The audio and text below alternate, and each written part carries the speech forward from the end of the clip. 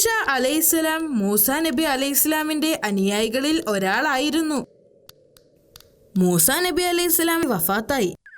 അതിനുശേഷം യൂഷ നബി അലൈഹിസ്സലാം അവരുടെ സംഘത്തെ നയിക്കുകയും യാത്ര തുടരുകയും ചെയ്തു.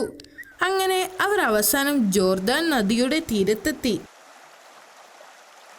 യൂഷ നബി അലൈഹിസ്സലാമിന്റെ നേതൃത്വത്തിൽ അവർ നദി മുറിച്ചു കടന്ന് ജെറീക്കോ നഗരത്തിലെത്തി. ആ പട്ടണത്തിലെ ആളുകൾ വലിയവരും ശക്തരുമായിരുന്നു. അവർ വിഗ്രഹങ്ങളെ ആരാധിച്ചിരുന്നു.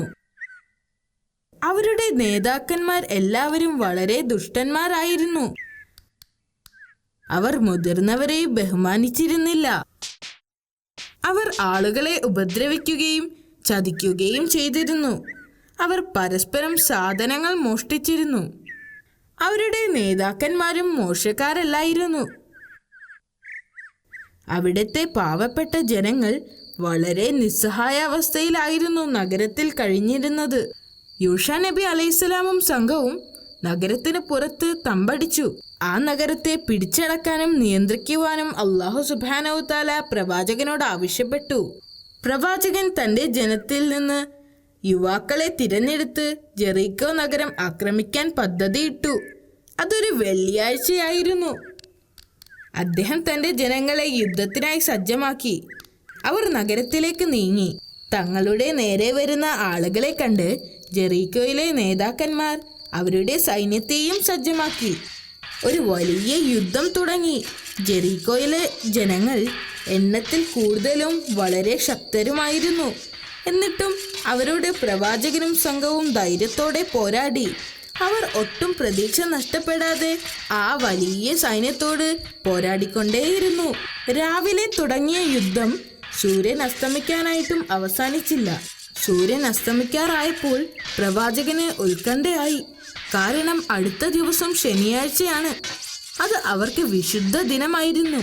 ആ ദിവസം അവർ യുദ്ധം ചെയ്യില്ല. അതുകൊണ്ട് അള്ളാഹുവിനോട് പ്രവാചകൻ പ്രാർത്ഥിച്ചു, ഓ അല്ലാഹ്, സൂര്യൻ അസ്തമിക്കുന്നതിന് നീ തടയുക. അത് ഒരു അത്ഭുതമായിരുന്നു. സൂര്യൻ മണിക്കൂറുകളോളം അസ്തമിച്ചില്ല. ഇത് കണ്ട ജെറീക്കോ സൈന്യം അമ്പരന്നു. ഇത്ര സമയം അവരുമായി യുദ്ധം ചെയ്ത ആളുകളെ ദൈവം സഹായിച്ചിരിക്കുന്നു എന്നവർക്ക് മനസ്സിലായി. പ്രവാചകനും സൈന്യവും ശക്തമായി പോരാടുകയും ഒടുവിൽ യുദ്ധത്തിൽ അവർ വിജയിക്കുകയും ചെയ്തു. അതിനുശേഷം ജെറീക്കോ നഗരത്തിന്റെ നിയന്ത്രണം പ്രവാചകൻ ഏറ്റെടുത്തു. അദ്ദേഹം നല്ലൊരു ദയാലുവായ വ്യക്തിയായിരുന്നു. ആളുകൾ അദ്ദേഹത്തെ വളരെയധികം ഇഷ്ടപ്പെട്ടിരുന്നു. യൂഷ നബി അലൈഹിസ്സലാം വളരെ കാലം ഇസ്രായേൽ ജനതയെ നയിച്ചു. അദ്ദേഹം എല്ലാ ആളുകളോടും ദയാലുവും നീതിമാനുമായിരുന്നു എന്നാണ് പറയപ്പെടുന്നത്. അള്ളാഹുവിന്റെ ദയയും കാരുണ്യവും കൊണ്ട് ഇസ്രായേൽ ജനത കുറേ കാലം സന്തോഷത്തോടെ ജീവിച്ചു. അവർക്ക് ധാരാളം മഴ ലഭിച്ചു.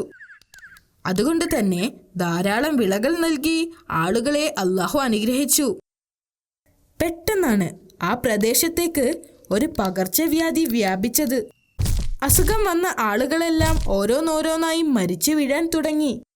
ചെറിയ കുട്ടികൾ, യുവാക്കൾ, വൃദ്ധന്മാർ എല്ലാവരും എല്ലായിടത്തും മരിച്ചുകൊണ്ടേയിരുന്നു. അള്ളാഹുവിന്റെ ദയക്കു വേണ്ടി പ്രാർത്ഥിക്കുന്നതിന് പകരം ആളുകൾ ഭയന്ന് അവിടെ നിന്ന് ഓടിപ്പോകാൻ തീരുമാനിച്ചു. രോഗം വന്ന ആളുകൾ ഒഴിച്ച് ബാക്കി എല്ലാവരും അവിടം ഉപേക്ഷിച്ചു പോയി. ആ നഗരം മുഴുവനും കാലിയായി. ജനങ്ങൾ അവരുടെ കുടുംബവും മറ്റു വസ്തുക്കളുമായി സ്വന്തം രക്ഷയോർത്ത് ഓടിപ്പോകുന്നത് കണ്ടപ്പോൾ അള്ളാഹുവിന് കോപം വന്നു. അള്ളാഹുവിന്റെ അനുഗ്രഹങ്ങളെ ഉപേക്ഷിച്ചായിരുന്നു അവർ പോയത്. ദിവസങ്ങളോളം സഞ്ചരിച്ച് അവർ ഒരു മലമുകളിലെത്തി. ഈ സ്ഥലമാണ് ദമർദാൻ എന്നറിയപ്പെട്ടത്. അപ്പോഴാണ് മരണദൂതന്മാർ അവരോട് വിളിച്ചു പറഞ്ഞത്, നിങ്ങൾ എല്ലാവരും മരിക്കും. അടുത്ത ദിവസം തന്നെ എല്ലാവരും ആ മലമുകളിൽ മരിച്ചു വീണു. ഇസ്രയേലരുടെ അസ്ഥികൂടങ്ങൾ നൂറ്റാണ്ടുകളോളം അവിടെ അവശേഷിച്ചു. പല നൂറ്റാണ്ടുകൾ കഴിഞ്ഞു. ആളുകൾ മരിച്ചു വീണ ആ സ്ഥലം പിന്നീട് ദമർദാൻ എന്ന് വിളിക്കപ്പെട്ടു. മരിച്ചവരുടെ അസ്ഥികൾ അവിടമൊക്കെ നിറഞ്ഞിരുന്നു. യൂഷ നബി അലൈഹി ഇസ്ലാമിൻ്റെ അനുയായികളിൽ ഒരാളായിരുന്ന ഹിസ്കീൽ നബി അലൈഹി ഇസ്ലാം ഏക സത്യദൈവത്തെക്കുറിച്ച് ആളുകളോട് പ്രബോധനം ചെയ്യുന്നതിനു വേണ്ടി വിവിധ സ്ഥലങ്ങളിൽ പോവാറുണ്ടായിരുന്നു. ഒരിക്കൽ ഹിസ്കീൽ നബി അലൈഹി ഇസ്ലാം ദമർദനിലൂടെ നടന്നു പോകുമ്പോൾ ധാരാളം അസ്ഥികൾ ചുറ്റും കിടക്കുന്നത് കണ്ട് അദ്ദേഹത്തിന് അത്ഭുതം തോന്നി. എന്താണ് സംഭവിച്ചത് എന്നറിയാൻ കുറെ സമയം അദ്ദേഹം അവിടെ നിന്നു. തനിക്ക് ചുറ്റും ചിതറിക്കിടക്കുന്ന അസ്ഥികൾ കണ്ട് അദ്ദേഹം അമ്പരന്നു. ഇത്രയും അസ്ഥികൂടങ്ങൾ എങ്ങനെ ഈ മലമുകളിൽ ചിതറിക്കിടക്കും? അദ്ദേഹം കുറെ സമയം അതിനെക്കുറിച്ച് ആലോചിച്ചു.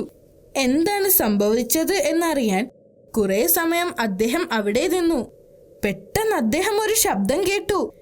ഞാൻ അവരെ തിരിച്ച് ജീവിതത്തിലേക്ക് കൊണ്ടുവരുന്നത് എങ്ങനെയാണെന്ന് നിനക്ക് കാണാൻ ആഗ്രഹമുണ്ടോ? അള്ളാഹുവിൻ്റെ ശബ്ദം പ്രവാചകൻ തിരിച്ചറിഞ്ഞു.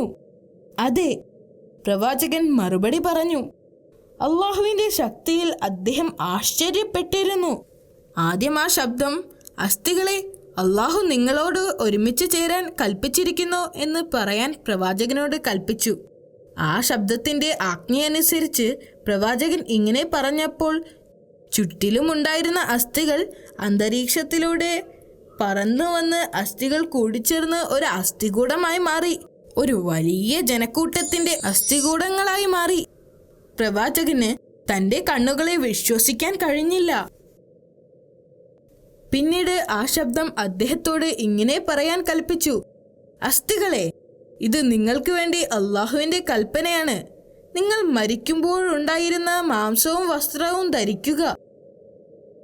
പ്രവാചകൻ ഇങ്ങനെ പറഞ്ഞപ്പോൾ പെട്ടെന്ന് അസ്ഥികൂടങ്ങളിൽ മാംസവും രക്തവും ഉണ്ടാവുകയും വസ്ത്രങ്ങൾ കൊണ്ട് മറയ്ക്കുകയും ചെയ്തു. പിന്നീട് ആ ശബ്ദം പ്രവാചകനോട് വീണ്ടും പറയാൻ ആവശ്യപ്പെട്ടു. നിങ്ങൾ എല്ലാവരും അള്ളാഹുവിൻ്റെ കൽപ്പന പ്രകാരം എഴുന്നേറ്റ് നിൽക്കുക. എന്തൊരു അത്ഭുതം! പ്രവാചകൻ അങ്ങനെ പറഞ്ഞപ്പോൾ അവരെല്ലാം അവരുടെ ജീവിതത്തിലേക്ക് തിരിച്ചു വന്നു.